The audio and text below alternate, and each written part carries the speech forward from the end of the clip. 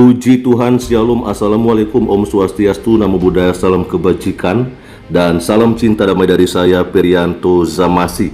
Dan langsung saja pada saat malam hari ini saya akan membagikan kepada kita semua berita terkini terkait konflik Israel-Hamas yang saya lansir dari situs Detik News yang diterbitkan hari ini Rabu 1 November 2023 pada pukul 10:14 waktu Indonesia Barat.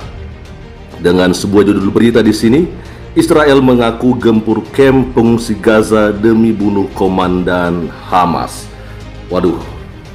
Oke, kita akan coba melihat saja di sini teman-temannya. Kalau kita melihat sekilas di sini gambar yang ada betapa kondisi ya di wilayah Gaza yang memang sudah hampir rata dengan tanah. Walaupun memang kita melihat masih ada gedung-gedung yang berdiri, tapi sebenarnya sudah meledak juga teman-temannya, hanya tinggal belum roboh saja sebenarnya. Oke, saya akan bacakan kepada kita nih ya. Ini dia. Angkatan bersenjata Israel mengakui telah menggempur kamp pengungsi Jabalia di jalur Gaza bagian utara.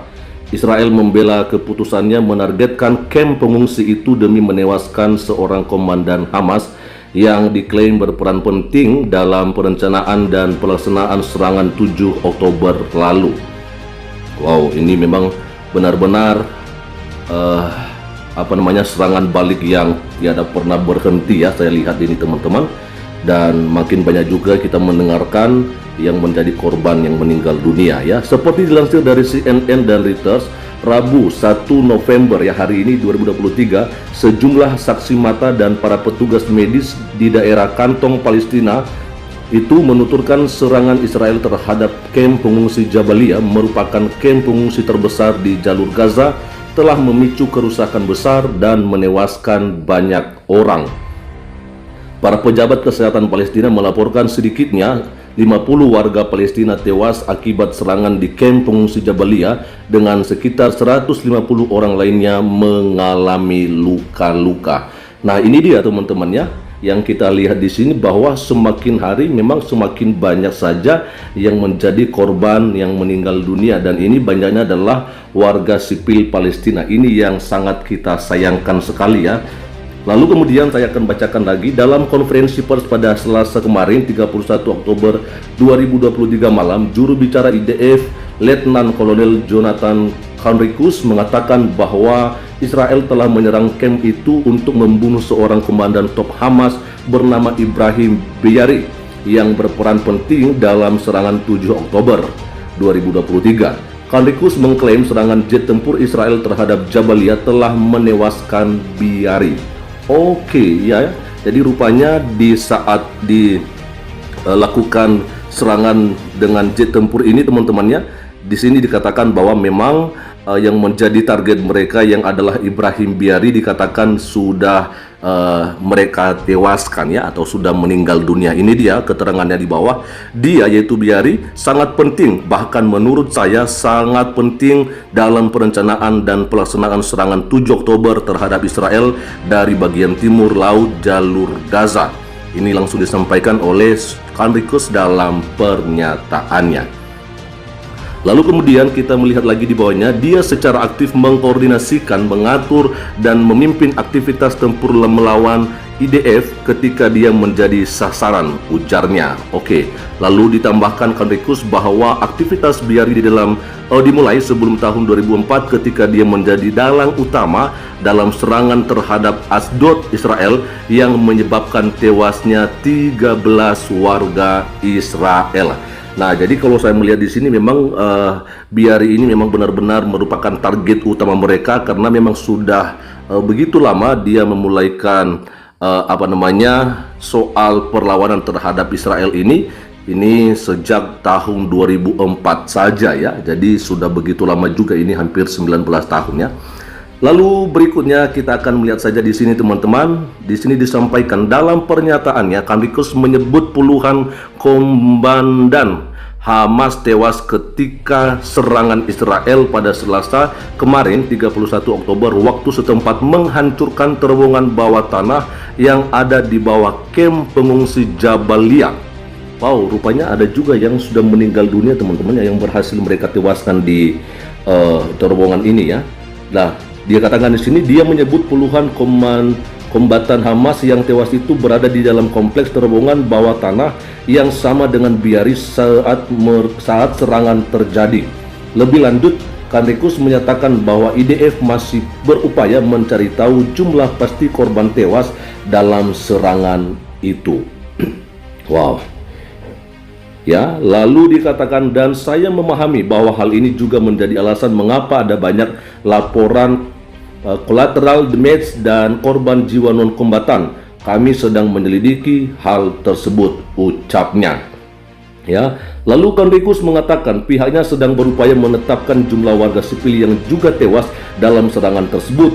Dia menegaskan IDF telah mempertimbangkan semua faktor ketika melancarkan serangan, termasuk soal kemungkinan non-kombatan terkena dampaknya. Nah, ini memang yang kita sayangkan teman-teman ya, kalau sampai yang banyak menjadi korban itu adalah saudara-saudara kita warga sipil Palestina, ya kan?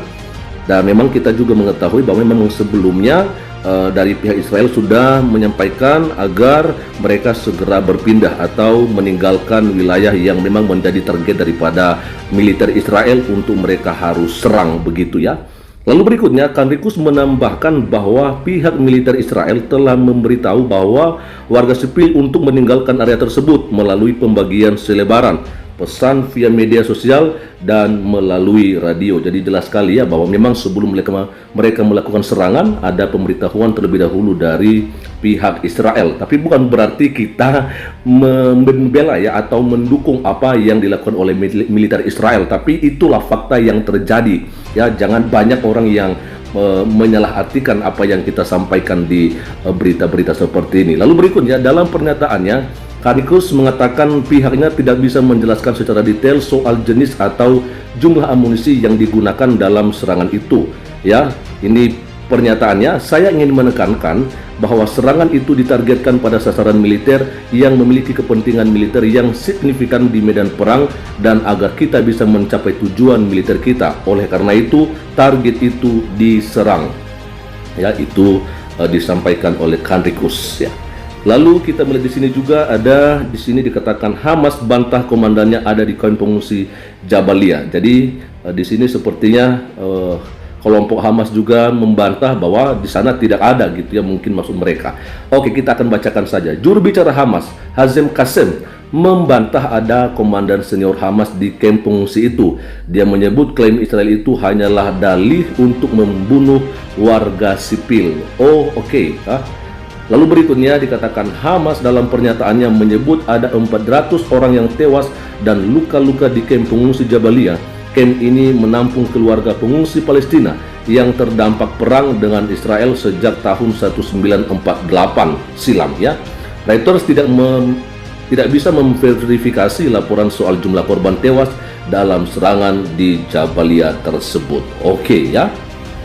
Nah, jadi di sini teman-teman memang kita tidak tahu mana yang merupakan kebenaran di sini ya, tapi yang kita lihat bahwa sesuai dengan judul yang kita bacakan pada saat malam hari ini, memang Israel mengaku ya, mereka mengklaim bahwa mereka sudah menggempur kamp pengungsi Gaza demi membunuh komandan Hamas. Dan tadi di bagian-bagian yang kita baca ini jelas dikatakan di sana bahwa yang menjadi target mereka yaitu Biari, kalau saya nggak salah tadi namanya, dikatakan bahwa juga sudah ikut tewas dalam serangan yang dilakukan oleh pihak militer Israel ketika menggempur kamp pengungsi Gaza ya yang ada di Jabalia ini ya. Tapi semuanya tentunya ini adalah bukan hal yang kita inginkan bersama, karena ya kita sebagai manusia tentunya ketika ada orang-orang yang akhirnya menjadi korban daripada tindakan-tindakan kekerasan atau apapun itu, maka ya kita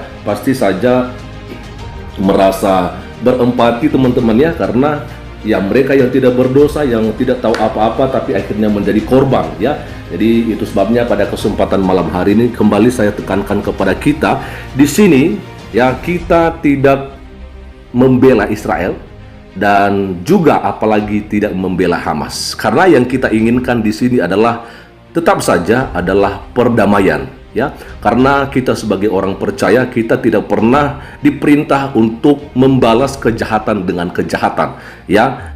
Kita tidak pernah diajarkan untuk menyerang orang yang menyerang kita, tetapi tetap saja kita yakinkan dan kita aminin firman Tuhan bahwa balaslah kejahatan dengan kebaikan. Bahkan Yesus sendiri mengatakan, kasihilah musuhmu dan berdoalah bagi mereka yang menganiaya kamu. Jadi jelas saja kita sebagai orang Kristen di sini kita tidak boleh memihak, karena kita harus mengerti ya bahwa ketika kita mendukung Israel, ya maka berarti sama saja kita mendukung apa yang mereka lakukan ketika melakukan serangan dan akhirnya banyak warga sipil Palestina yang akhirnya menjadi korban yang meninggal dunia. Sama juga kita jangan pernah sekali-sekali ya membela ataupun mendukung kelompok Hamas, karena jelas saja apa juga yang mereka lakukan pada tanggal 7 Oktober 2023 itu adalah sebuah tindakan yang biadab menurut saya teman-temannya, dan ya itulah yang memang akhirnya membuat militer Israel berkomitmen untuk menghabisi mereka. Teman-teman, mari kita berdoa kiranya konflik ini boleh segera berakhir saja. Ya, sekian saja dulu untuk malam hari ini, dan Tuhan Yesus memberkati kita semua. Shalom, Assalamualaikum, Om Swastiastu, Namo Buddhaya, salam kebajikan, dan salam cinta damai dari saya, Perianto Zamasi.